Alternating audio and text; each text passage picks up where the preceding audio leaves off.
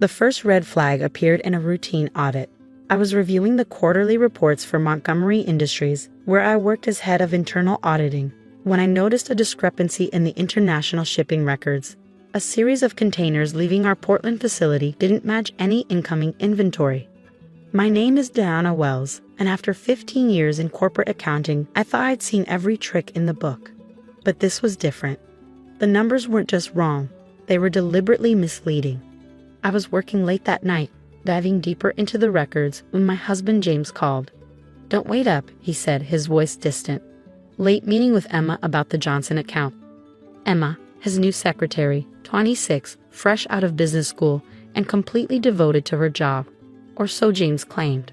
I made a non-committal sound and hung up, turning back to my spreadsheets. These days, I found more comfort in numbers than in my marriage. The shipping discrepancies kept leading me down rabbit holes. Each container had proper documentation, but the contents never seemed to arrive anywhere. It was as if the shipments were phantoms, existing only on paper. I was so absorbed in my work that I almost missed the next red flag. A series of wire transfers to a shell company in the Cayman Islands.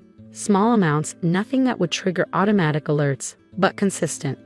Like clockwork, every third Tuesday of the month, exactly $49,999 would leave our corporate accounts. Just under the $50,000 threshold that would require additional reporting. "Mrs. Wells?" My assistant Michael's voice startled me. "Sorry to interrupt, but Mr. Montgomery is asking about the Q3 audit. Says he needs it by tomorrow." Robert Montgomery, IDI, CEO and grandson of the company's founder, known for his impatience and expensive tastes. "Tell him it's almost ready," I said, though I knew I was nowhere near finished. Something wasn't adding up, and I couldn't let it go. That night, as I drove home through the rain, I called James again. Straight to voicemail.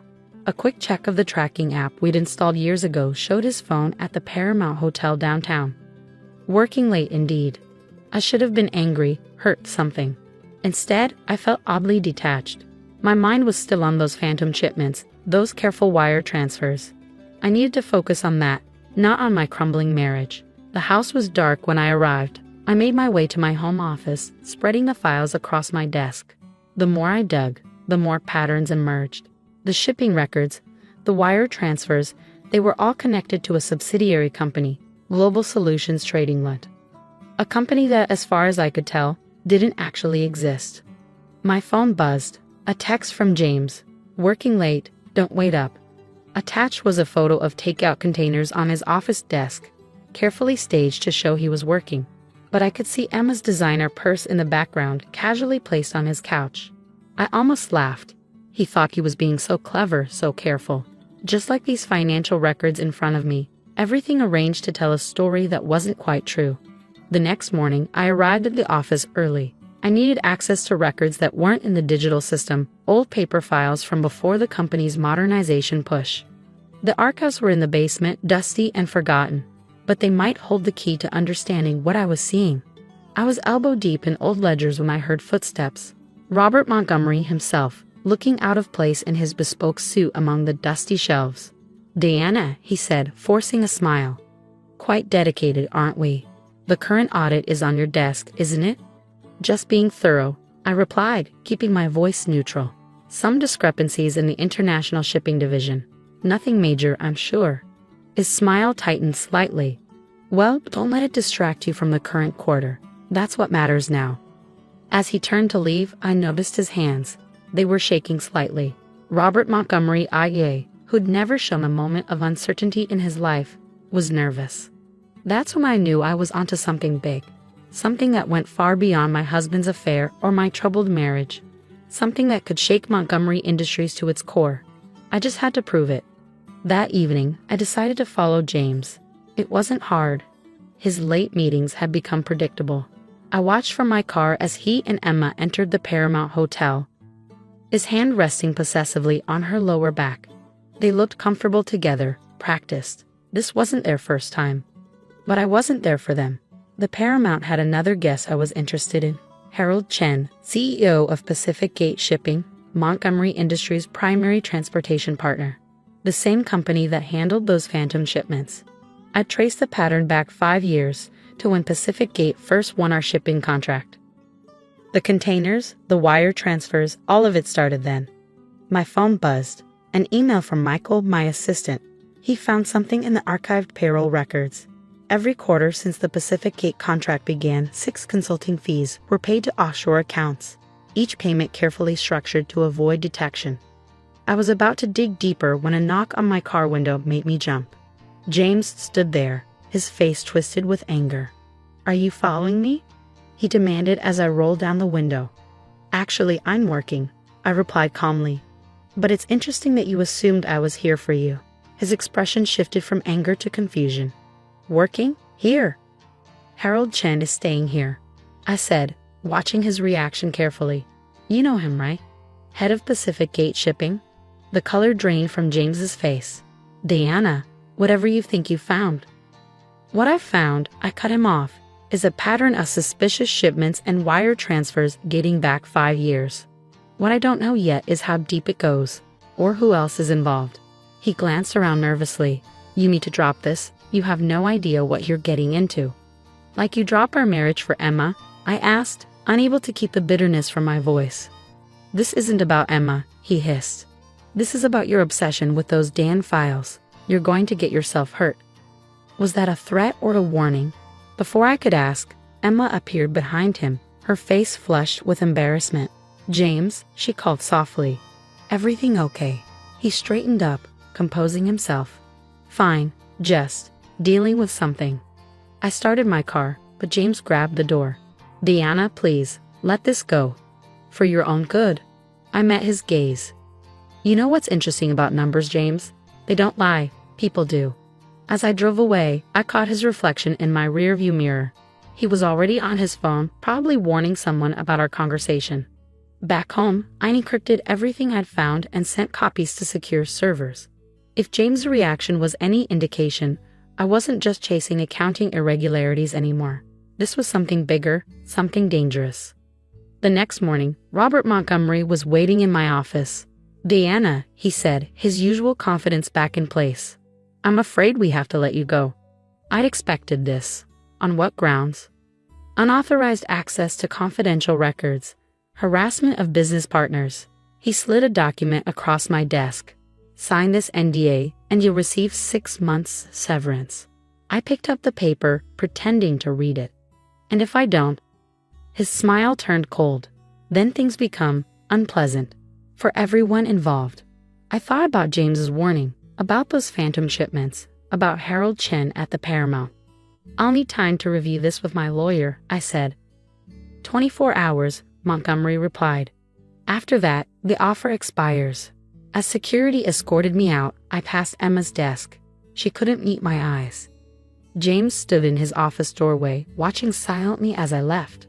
They thought they'd won, that I'd take the money and disappear. They had no idea what I'd already set in motion.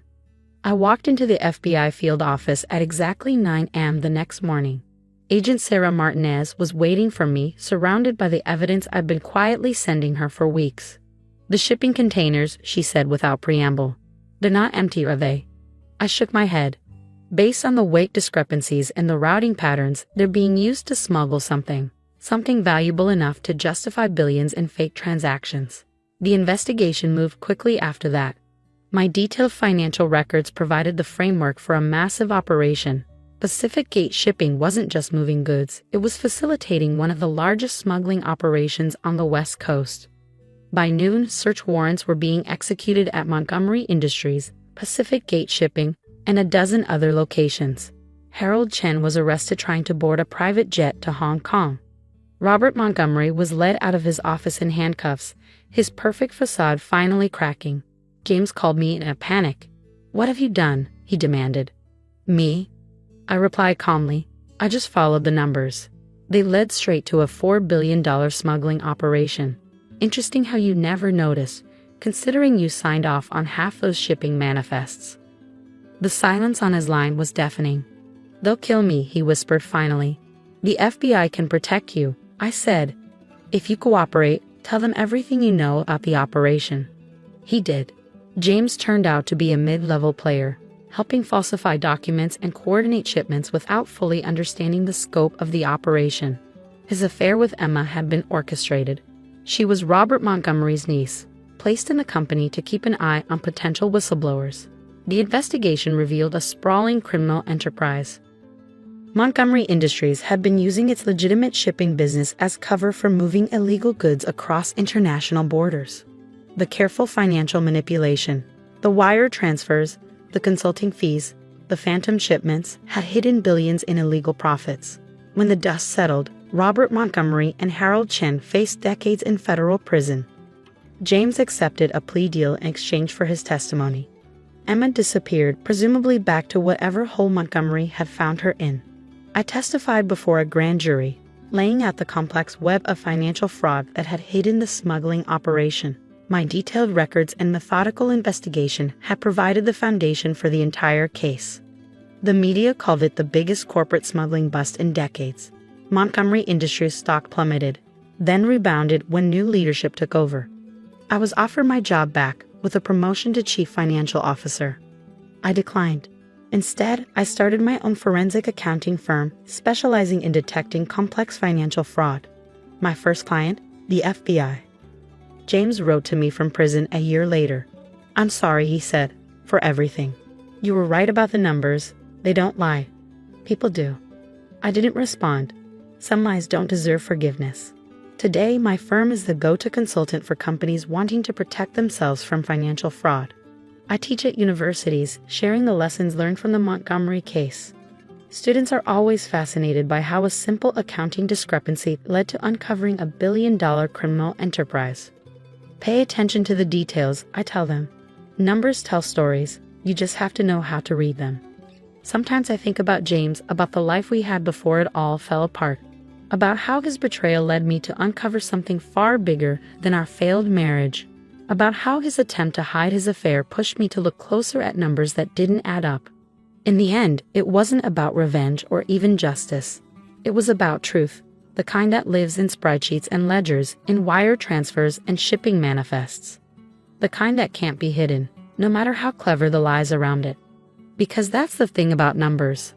They always tell the truth, even when everyone else is lying.